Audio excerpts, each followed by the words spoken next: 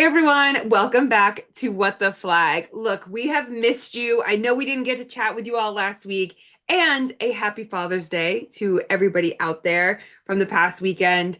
It's been good to be able to catch up with Yaz and Kenny, and there is so much going on. I don't even know where to begin. I guess let's You just, you have to start. You have to start. Yeah. Where have you been? Where have oh you been? man. Where hasn't she been? I feel like that. These 2 weeks are pretty intense. I can't lie. So, between myself and Kenny, we have pretty much messed up our recordings of What the Flag. So we do appreciate everyone hanging out with us and being patient with us. But last week was pretty hectic. I mean, we've had GB flag camp. First off, we finished the girls' Bears UK flag Yeah, league, yeah. which Ooh, was stress. humongous and a lot of stress. I can't even lie. We've obviously had producer Blessing and producer Matt joining us for those events as well. Yeah, as next year we're gonna have you front and center. But we finished in Manchester, and honestly, like Yaz, you would have thought it was heaven because it was everything that I've dreamed of as like a player, as if it were my world, I'd want to live in it. We had DJ with like a screen where the girls could see themselves. So they Oh, were all just like dancing the whole time, putting in all the song requests. I mean, there was Macarena, the candy dance, they had everything. And I know at one point I looked up and we had three fields going of flag football matches, and there was a conga line going around one of the flag football fields. There was the Macarena going on in front of the DJ booth, but all the teams were mixing Mixed together. together, It was yeah. like just an absolute party. You would have loved it, yes.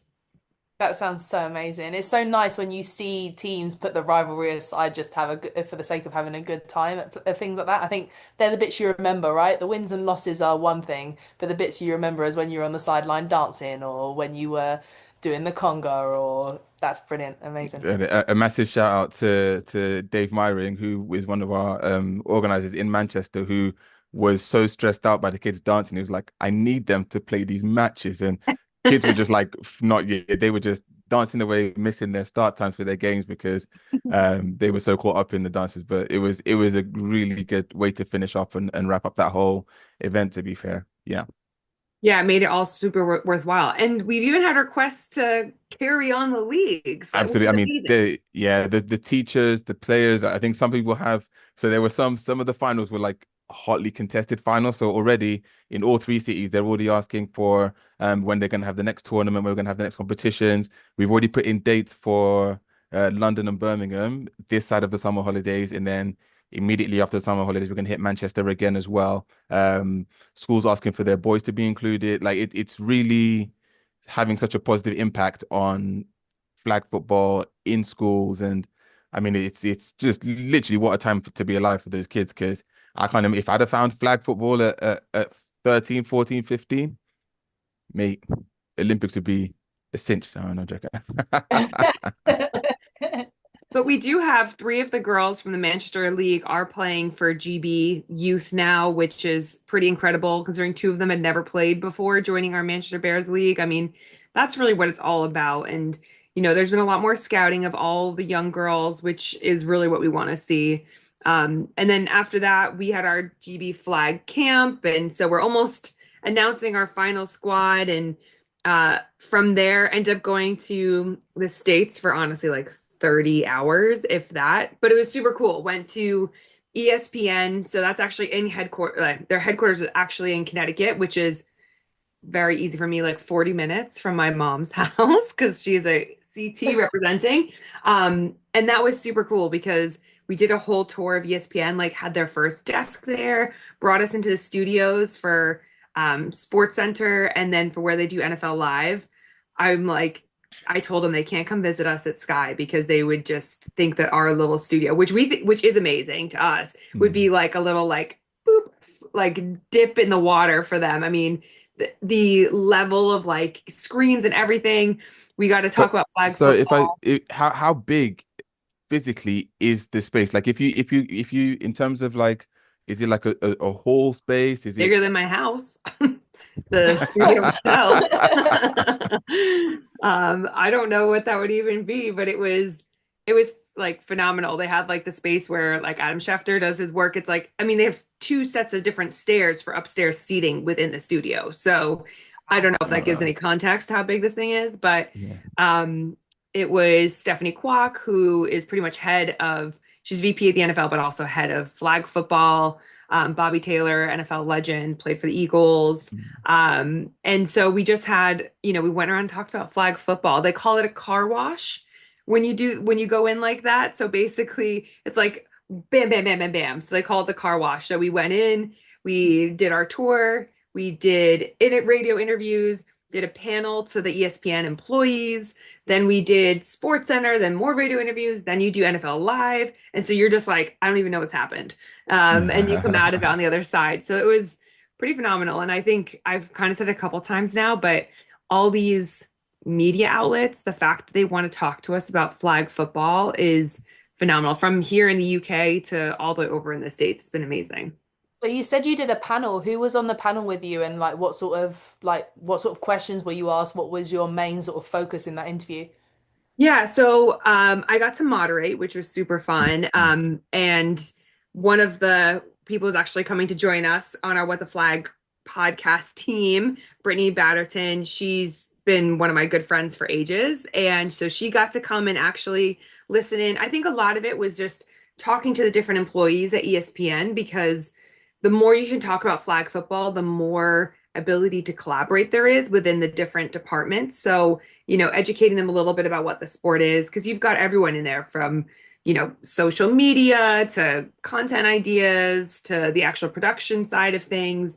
And so we were able to really just, let them know, but also, come to us with any ideas you have, because this partnership with NFL is great. And, we met someone from ESPNW who was just amazing ball of energy, because she's like, how do we get more women involved? How do we showcase what the women are doing? Which actually made me think now, Yaz, you guys are going to be on ESPN too, right? Yes, the finals for the WFA Championship are streamed by ESPN2. So the whole weekend is streamed. It's from the 25th to the 27th of July. And in there you have the Division 3 um, WFA champ, the Division 2 WFA champs. You then have the All-American game that's on the morning of the final championship, which is the D1 WFA Pro Champ. So when the playoff brackets are sort of sorted and all the teams have sort of got there, you're basically given sort of your time slot. But ESPN2 are there all weekend filming, so which is amazing that we get such a sort of big broadcaster that are streaming our game to the final. It'd be brilliant. That's huge. Yeah, as well. Sorry, just quickly. I heard you say all American just then. Is there, I need to give you your flowers, but I need you to tell everyone what amazing news we've had.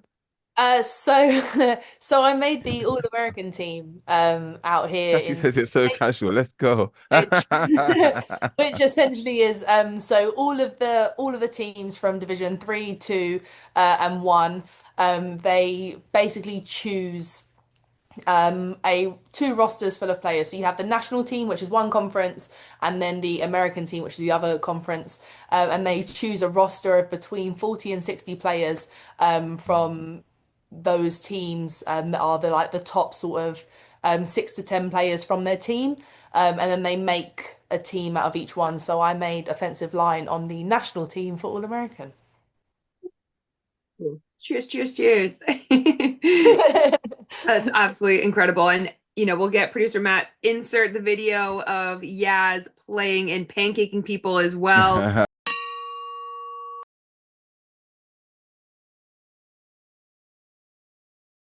She does it. She goes both ways. She absolutely kills it. Offense, defense, whatever you need. This girl's got No, you. that's absolutely Absolutely huge. superstar. And so do you know who votes? Who votes for those players? Is it Um, coaches? Is it the staff? Is it That's a good question. So I think it's a combination of like the whole so I say the whole league. So like I think it's a combination of coaches, definitely players, as far as I'm aware, don't get any input. Um, okay? Okay. so it's coaches and then like the league, the people who run the league and do all the ratings and stuff. So this year there's been quite a big influx in the Div 2 and Div 3 players who were eligible because their Massey ratings, which is like the statistic system that they rate it against, some of the Div 2 and Div 3 teams have had like incredible sort of like passing yardage and rushing yardage. So we've got quite a few players this year who have stepped up from the Div 2 and Div 3 Amazing. level, and they've also made that team. So I think it's partly sort of the Massey ratings, partly coach input, and then partly like the powers that be, the people behind the scenes. No, I think it's that Like to have that to be able to stand out and be recognized amongst like the pool that massive pool of players that you're going up against is really immense. And I just one more time like just the that's an amazing achievement. Amazing achievement. And big praise for representing for getting internationals. I mean, killing it out there. People need to know that tackle football is played across the world. Yeah. And our girl Yaz, she is representing out there. So huge congratulations. thank you. Trying. Always, always. And now, Mr. Bello, you are in a different country today as we're recording. All three of us are actually in different countries today. I'm in the UK, Yaz is in the States, and Kenny, you are in Turkey. What are you I'm doing in out there? Turkey. As of I found out this weekend, as of 2023, I think it's not Turkey anymore. But we don't just say it's not like the bird, so it's like Turkiye is how you say it now. But yes, I've had an opportunity to come out here to. They needed to install a coach development program for a bunch of their coaches. I think as a nation, as a federation, they are working really hard to develop Flag and insert it as part of one of the offerings that they have. So yeah, I landed at just because of the way the flights worked out and stuff. I landed at 10 past 3 in the morning, 10 past 3 a.m. And I was picked up this morning to get to the first session at 8 8:45, I want to say. It's all a bit of a blur because I was rocking on 2 hours of sleep. So no, but been amazing. 42 coaches in the room, men, women, some current players, some newly finished players. But also I think flag has been played here. Like there have been people coaching for like 10 years, 8 years. So um, some really knowledgeable people. I think the way the rules work, they just needed a formal way to kickstart things. And so thanks to Fatty down in London, um, he was able to link us together, and it's been really good. So I've had an interpreter for the day. Not needed, but sometimes, it's just to make sure that ideas and language are conveyed. But in spite of those, what could be challenges, actually, it's been a lot of fun today. Like just seeing how a whole different culture take to the sport and how they, and I think the thing that struck me the most today is that kind of regardless where you are, like a lot of people face the same challenges, a lot of people see the same successes. They went out to they took their women's team out to Copenhagen Bowl and won the whole thing, right, as their first international competition. So we had a bit of a joke today that like I hope they don't think it's always that you're just going to show up at every tournament and win it from now on. But they were even from those watching, it was people commented on how like organized and structured and well run an outfit they were. So keep an eye out for the Turkish women's teams. Like it's going to be, I think they're going to surprise a few people, in especially in the Euros that are coming up. Plus, they have 7 camps between now and the European Championships. That's like 2 camps a month, easy, if not more than that. Um, Is that because of so proximity? no, they have a very good so the way Selçuk, the vice president, was explaining it to me today, the way they get funding from their government is a real like the government is really getting behind it. So they're a part of the way their federation works is like softball, cricket, rugby, all in the same building, and then they share people and they share resources. It's a really good model that I think a lot of other nations do similar things. Like Sweden have maybe 3 or 4 sports within their same umbrella. But with the funding that they get, they're able to facilitate more easily than so there are people here today who, similar to my travel story, they finished camp yesterday and then had to travel from, so the camp was somewhere coastal from here. He said it was like a beachside campus. They've had to travel in to be ready for this morning. So I'm like, hey, Ankara is lovely, capital city and all that, but if you want to go to a seaside resort next time, I don't mind. I don't know. So yeah, I think they've just done a really good job of like putting the plan in place, having a very clear development plan. And it's just great to be invited and to be able to be a part of it with them right now. Yeah, and I love that you kind of bring up, around funding and all of that. I was with at the International Athletes Forum in Lausanne, Switzerland for the it happens every 2 years, basically, for creating your own athletes commission, which is something that we're doing as IFAF. So Deanna Flores and I were out there, and it's just learning and how we put it together and sharing best practices. And it was really cool because you get to I mean, first off, it's the most humbling experience ever because you're in this room full of 300 Olympians. That already is just mind blowing completely. But, they have all different panels and breakout sessions, whether it's about social media, mental health, anything like that. They talked about the different Olympic committees. In terms of the organizers that are coming up, you've got Milan coming up, obviously LA, Brisbane after that.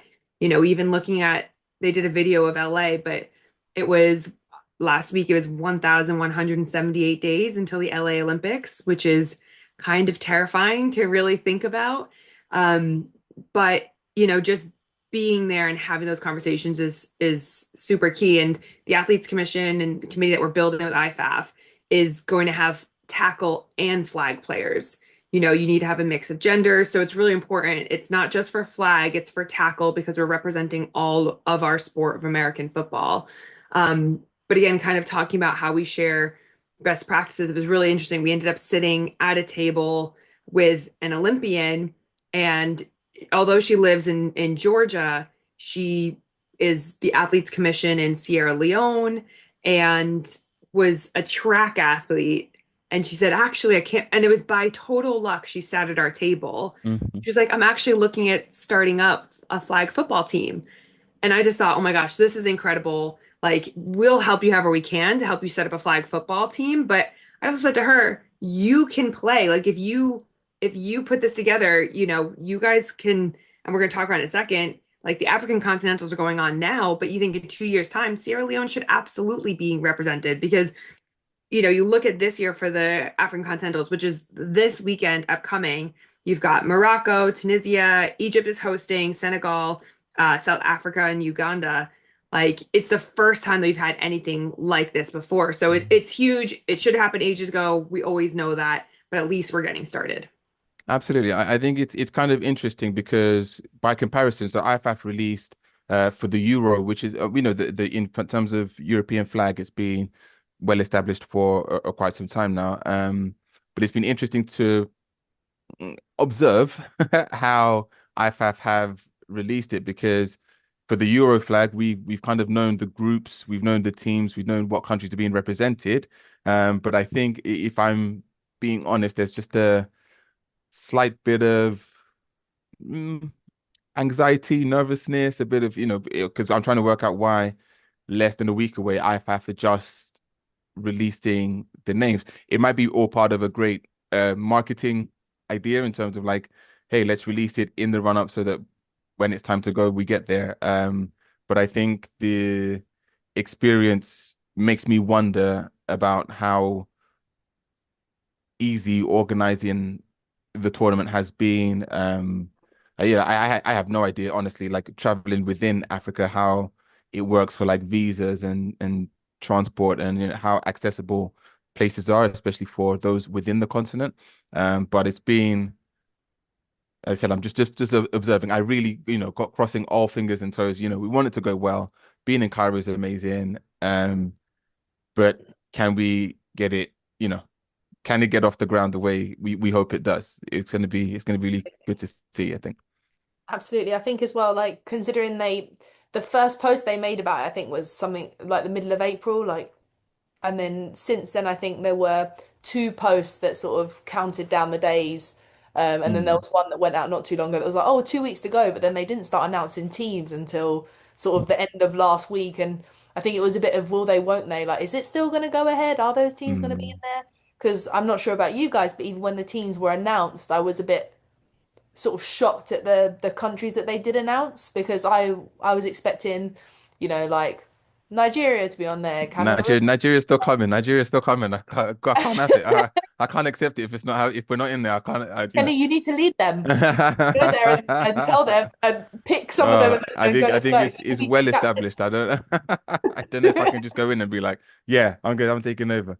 No, Nigeria's gonna be there, but yeah, no, it is very very interesting. I think you were saying that the order that they announced the teams as well, because um uh Tunisia was the first one announced. Is that am I right in saying that? Or Yeah. Tunisia was Tunisia was first? announced first and Egypt was Yeah. announced second. Which Egypt is the Cairo's in Egypt, so it's like, how does that's a interesting, very interesting. I don't know, or maybe someone just made a bit of a boo-boo and they got the days wrong. I don't know. I don't know. Even then, nothing about the players. Like we don't know who's playing. Like when they announced the European ones, we sort of knew the squads pretty early. So it's still one of those. Like I know it's only Monday, but if it's the weekend coming, you're kind of thinking. I think IFAF rules you can change players up until the last day. So maybe some people are still making the last decisions and shuffling around. I don't know. I don't know. We'll as I said, fingers crossed. I really hope it all goes well. And I hope there's a chance to lay a solid foundation to build on. I think interestingly it would be really cool. I don't know if anyone listens who knows kind of what the first European Championships were like, how many teams there were, if it was Yeah. a big thing, if it was a small thing. Um, because I think it's always we can get caught up in trying to compare the African continentals with well the Asia and Oceania ones, the Yeah. Americas, the Different set of hurdles. yeah, so it's it's gonna be interesting. But yes, fingers crossed it goes well. We wish everyone luck. Having done the Chicago Bears stuff recently, I also know what it's like to be like 2 days out and still hoping to add teams because there aren't enough teams. So yeah, I think it should be Your, good. It should be yeah, good. your opportunity is there. All you need to do is much. It's okay. I will bring a team. round round up the boys and be like, yeah, quick, who's got eligibility? Let's go. Yeah. And then you can sort out the kit. You can call up Just your on friend the way there, later yeah, and go, yeah. hey, I need a Nigeria kit. I also need that jacket that I still owe Yaz Super 2 episodes on. bars. Have I not seen? I'm not seeing you yet, so I made a promise last time. Next time we meet, yeah, the jacket would Okay, be. remember this is on the internet. Remember Please this. Exactly. let me live. Just let me live. Well, I mean, we've had that competition going on this weekend. We'll also at the same time this weekend have a multitude of kind of international flag competitions in Los Angeles, Mm. very kind of on the nose with LA 2028 only in a couple years, but they're going to have junior and adult national teams for USA football playing international competition. So for the junior national team, you've got Australia, you've got Mexico, Canada, Japan, New Zealand, Panama, South Korea, and of course, USA hosting. And then on the adult side, you're going to have Australia, Canada, Germany, Israel, Japan, and USA. So, I mean, that's going to be fascinating to watch because also a lot of times that's our first opportunity to start scouting ahead of World Games, ahead of the Euros. For some of these teams, places like Japan, who were really competitive, came fourth at the Euros for women's, have pretty much fired all of their staff. So it's like there's so much newness going on. I'm fascinated to be able to watch it. It's going to be really interesting because also at the same time, keeping an eye on what, for example, Australia are doing. They've got a whole, they're bringing in a lot of athletes from other sports, but just people that really, with the real focus on understanding the elite athlete mindset and pathways and stuff. And I just think we are in a place now where teams are going to start looking very different all of a sudden. And I wonder if that change is going to keep if those changes will keep happening or actually if it's just a moment of a big change now and then the people that we're seeing for the first time now will they be the ones that we then see all the way through to the advent of the Olympics. I think another thing that we haven't spoken about and again probably one for another episode is will there be other IFAF competition in the Olympic year? And the reason I ask that is because we know there are only six teams, men's, six women's teams, in the Olympics, it is a real shame. Everyone would love there to be more opportunities for more people. But surely IFAF would also have something in that same year, or will they? Question mark. I don't know. That's Like when you do the track meets before like the Olympics, you get the sort of like the track exactly. get all the rankings and see where everyone sort of stands. Everyone is. Yeah, yeah.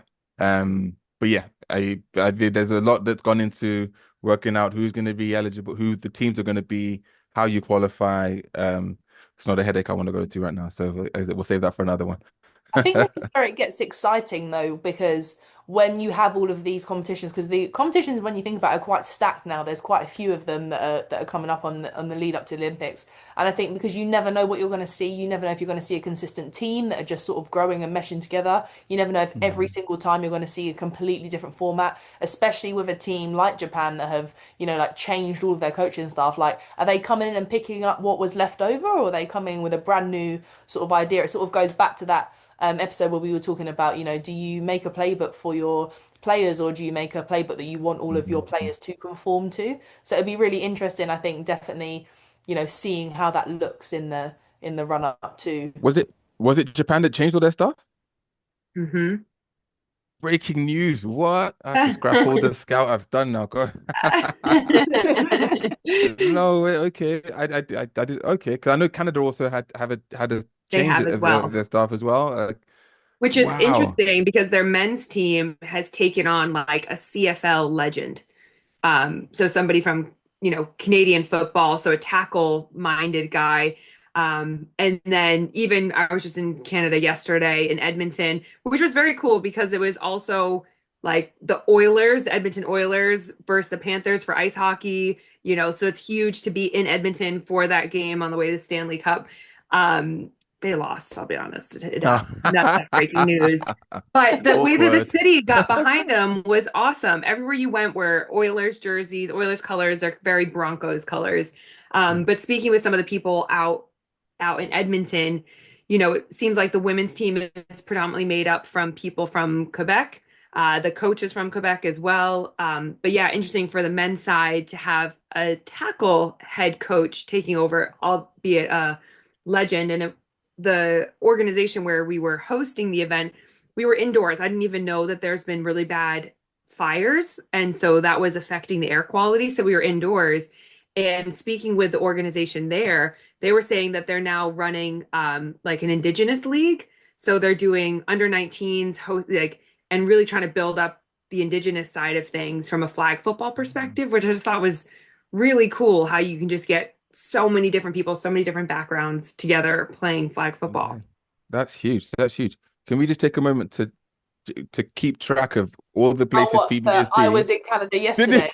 Yeah, I heard that too. It was so slick. It was so slick. You're like, oh, I was and also Edmonton in Canada is like the So opposite West. side of. It's Not not So West. Toronto. It's not. It's so so not yeah. Edmonton in North London, guys. Don't get No, it no, confused. Definitely not no. that one. Very different. No, that I think that's huge. It's going to be interesting, and the again, this is the first time hearing about them having a CFL coach, but it's to what we discussed it. I told you, USA are going to have an NFL coach as and I'm sorry to say it again, but we have to say the caveats. No disrespect to the current guys, no disrespect to there's just no way. But anyway, that's going to be that'll be at least something to keep an eye on and see how they go because I think that will very directly point to what happens for other teams in Maybe a in the future. trial, isn't it? Like, oh, if this ta tackle legend works out, maybe we could try it with We another could tackle work legend and another absolutely, one. absolutely. And then Phoebe, we could get Coach Eggs from the Giants to come and coach Nigeria. I'm just You building up love this it. Nigeria team. I love it. Shout out John Egarugu, the linebackers coach at the Giants. He's my At the dude. Giants, I think it's yeah. his anniversary this weekend, so Rosandi Oh, eggs happy to you. anniversary. Oh, check Yeah. us out. Look how familial we are. Just everyone's like, oh yeah, happy anniversary. That's cool. That's really cool. That's really cool. And, kind of talking about NFL coaches and different leagues and all of that. I know we were talking a little bit before the show. Yeah, it's about the ELF and some rumors about funding that's coming in right now. And for Rumors, rumors, who rumors, Yeah, rumors. well, it's not good to talk confirmed. about though, right? Because Mm. the LF also have a lot of, ex NFL coaches within their league as well. I was with Andrew Weidinger when I was with the GFL, but he was with Tampa Bay as a receivers coach. Like, and that's just one very minute example of everything that's going on. Yeah, so it was I think it's chat that's been happening for a few years, but it was definitely something on social media that I came across the other day. But there are rumors of sort of more funding being pumped into the European Football League, and it then of course would mean that, the UK would like to veer its head in terms of making a pro team essentially. And I think, it's a great thought, isn't it? Like the idea, I think, for anyone in the community in the UK that there could be a professional team is like absolutely amazing. I think the problem that we also have is the execution of that. It's something that's definitely been in the pipeline of rumors for a very, very long time, and it's something that a lot of teams have wanted. Like there was quite a few years ago now, probably maybe closer to 7, 8 years ago. Obviously, the Warriors were playing like their sort of European games, and then not too long ago, you had Bristol. They were obviously playing in the CEFL, if I believe that's correct. They obviously the Aztecs were playing there, so there's definitely the market for it, and we do have talent, but we also have a country where a lot of our talent ups and actually goes to Europe to join these programs. So then you have to sort of question, well, if you can get the experience, in Europe, actually playing for a European team, have the whole funded experience, have that amazing point. Like, do we then still have the need or the want here in the UK, especially since it's still considered as amateur at tackle anyway? Like, I'm sure flag is definitely going to be up on the professional list. It's an Olympic sport now, but definitely for tackle, like, it's still very much in the amateur phases. So, like, is this something that we want, that we need? I think it's going to be very interesting. I think the questions for me that kind of spring to mind are, where does the funding come from? Is it sponsors? Is it some sort of government based? There's always a number of potential avenues for all of it. I don't know. So but to your last point about it has been in many guises. Many organizations have set up over the years, talking about setting up semi-pro leagues, semi-pro teams, um, and so on and so forth. I think the thing to remember is not everyone is in, not throwing any shade, yes, not everyone is in the position to travel and go and Yeah, play. So there will be some talented players who are actually happy to stay much closer to home and maybe, you know, absolutely. employ their talents here on land. Um, but again, I think most ELF teams are based at least around, again, and I'm happy to be corrected here, based around teams that already exist. So would it be a particular team that kind of takes on that mantle and is added to, or would it be the creation of a whole new team, a whole new franchise that is a combination? But then there are, many more conversations around So taking many. players away from. So again, I don't Yeah, know. because then I'm you've gonna got national programs that they're coming away from, domestic programs that they're coming away from. Then who runs the team, right? Because essentially, exactly. then you're saying, you've got teams like Warriors, Blitz, Bristol, who don't like each other. They do, they do. Actually, I think deep down they love each other really. Hmm. the Blitz and Warriors definitely don't. Definitely. Bristol 50-50. Okay, okay, okay. But then it's And the like yeah. you take those away, and who runs it? Mm, Like, mm, who would you get coaches that are already sort of established in that football league that come over? And how would those players feel about that? How would the coaches that are already here feel about that? yeah. You're right. It opens up so It's so many much, so more many. conversations. It, You it would said never all end. that.